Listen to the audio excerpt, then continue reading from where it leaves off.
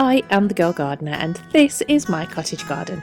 I don't live in a cottage, it's just a cottage garden and it's 6 years in the making.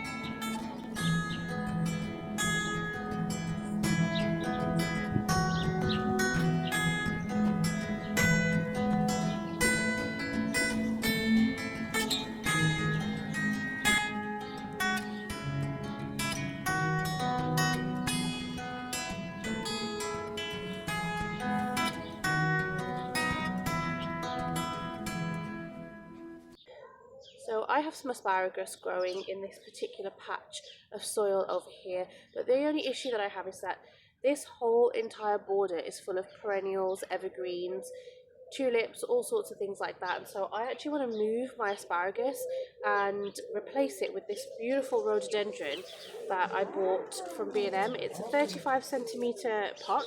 I hope you can hear me because I've actually got a really bad cold. It's a 35 centimetre pot and it's this beautiful colour. And I bought it with my birthday money, so I'm hoping to place this here instead and it will grow and cover up the whole of the fence line. And I have another area that I'd like to plant the asparagus in. Here's a close-up of the rhododendron, and that's the colour. It's like a beautiful sort of pink purple, and this is the area. I can't actually see like a couple of shoots coming up, but I think maybe I may just be in time. I don't know, but I will just get on with that now. I'm not going to use a big fork to dig them up because I don't want to damage anything, so I'm just going to use a hand tool. That's what I've got here, and I'm just going to get on with it.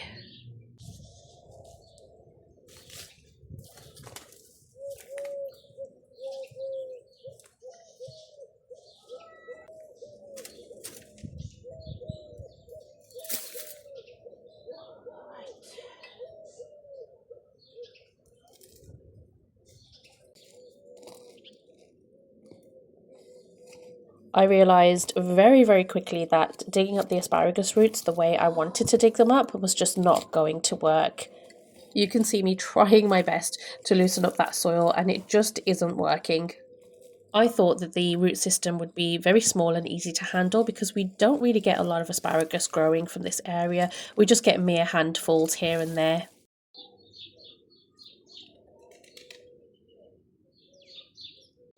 After trying with a garden fork to loosen the soil and that still didn't work, I just took a spade and tried to get underneath the roots, and as you can see they are absolutely monstrous.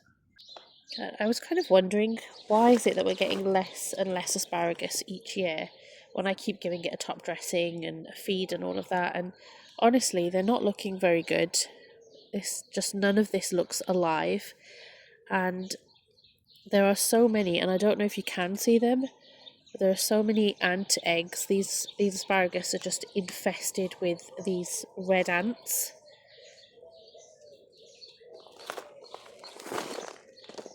I've tried to sort of shake a lot of them off.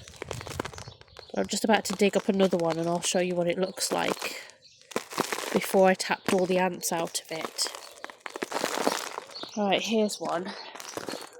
It's absolutely massive.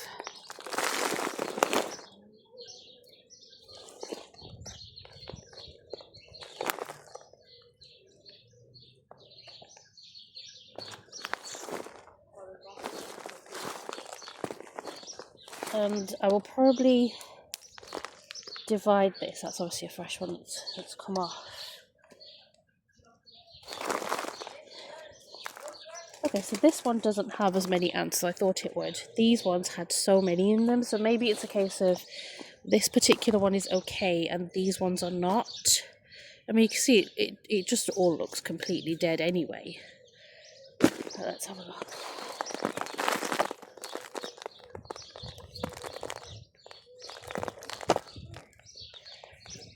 Yeah, lucky it's just a stone. Lucky I don't really see many in this particular one. There were just one or two, but the other ones are so full.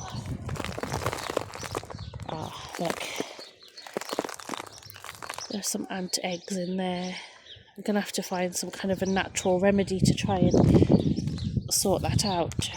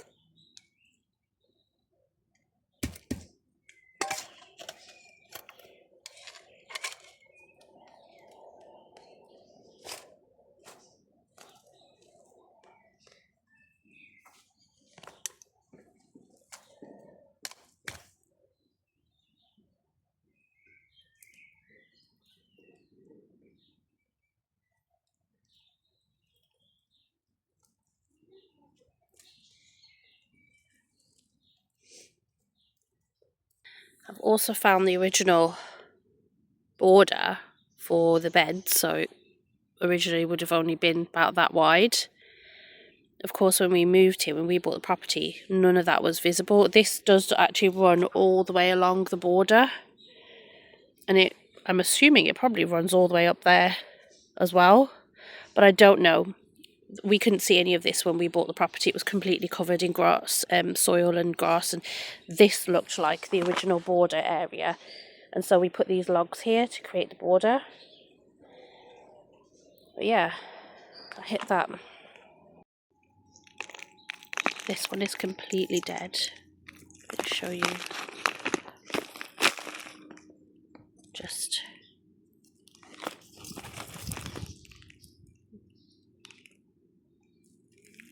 completely dry, brittle. I feel like I've bitten off way more than I could chew. There is one left. It looks like one left. There may be some more hidden because they've been buried down very, very deep. But I'm just trying to get this last one out. That is alive. It's not dead. Some of the other roots, I think they just don't look very good to me, to be honest. But try to get this last one out and it's just not budging. This was not the time. Not when I'm sick. Not when I've got a temperature and fever and cold. My fault.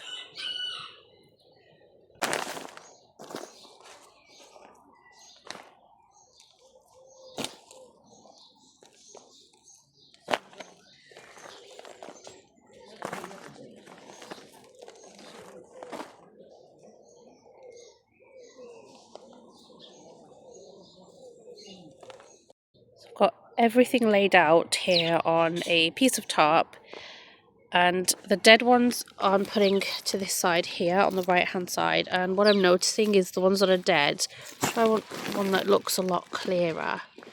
You can see where the asparagus was growing, and there's just genuinely, it doesn't look to me, I mean I'm no expert, but it doesn't look to me like there's any life in it. Plus when I look at the roots, I could turn it over, the roots are completely dry. If I can get my camera to focus, but the roots are completely dry. Let's find another one. It's very obvious when you're looking at it in person to see, so you can see that there's just no life in those roots whatsoever. It's like they've been eaten. There, and then the ones that are okay, of course you can still see it's got these kind of little nubs from where the asparagus is going to grow, like so. And of course the roots are very solid and nice and chunky, so that's how I'm sorting them all out. I don't know if I'm going to compost any of that. I don't know if it will even break down quick enough, but that's just the job right now, just to kind of sort out what is okay and what isn't and what I'm keeping. This is the section here that I'm going to plant up all of the asparagus. I'm just going to lift up those slabs. I used to just put pots and things on there and dig and plant them all up along here. It's much cooler today and no sun, it's just cloudy. One thing that I completely forgot to film was that I actually treated all of the roots to some diatomaceous earth. Now, if you're not familiar with what diatomaceous earth is, or also known as DE, it is a food-grade, non-toxic insecticide in powder form. It's completely safe to use in the garden, and it's used for certain types of pest control, such as ants, fleas, bugs, things like that. And the reason why I have it is because I used to have chickens up until autumn last year, and I used to use it in my chicken run and in the chicken coop to deter red mite. So yeah, that's what I used. I started off by first tapping all of the ants out of the roots, and then I sprinkled some diatomaceous earth onto them, and then I left them overnight and planted them up the next day.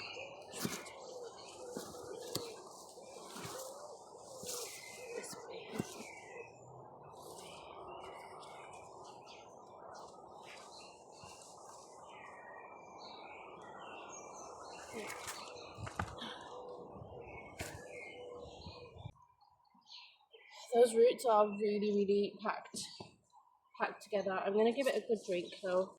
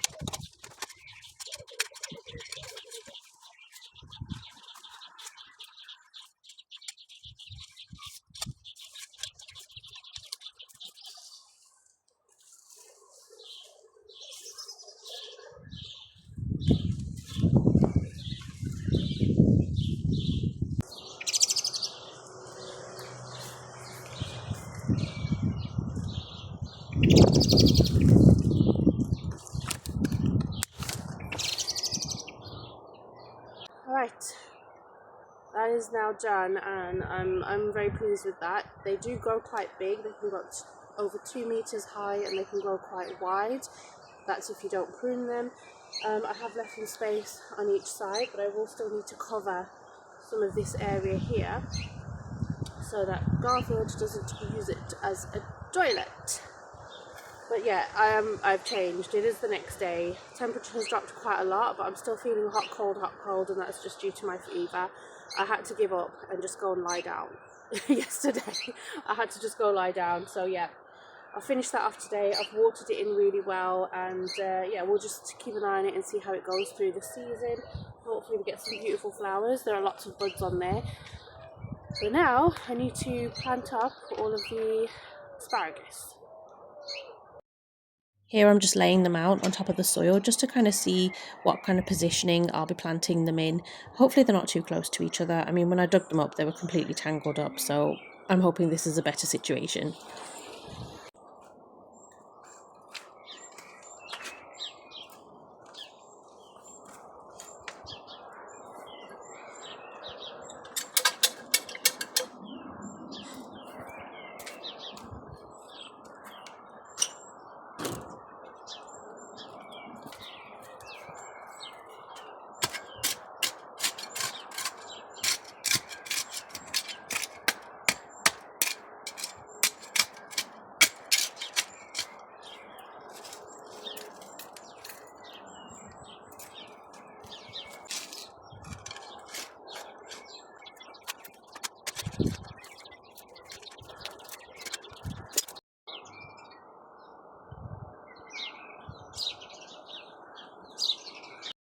One of the challenges that I do have in this section of the garden is bindweed, and I've spent the last 6 years digging it out and getting it under control, but it does still come and creep underneath the fence. So I've been trying to remove all of that as best as I can without using any sprays. It's just a matter of digging them out, just keep pulling and hope for the best.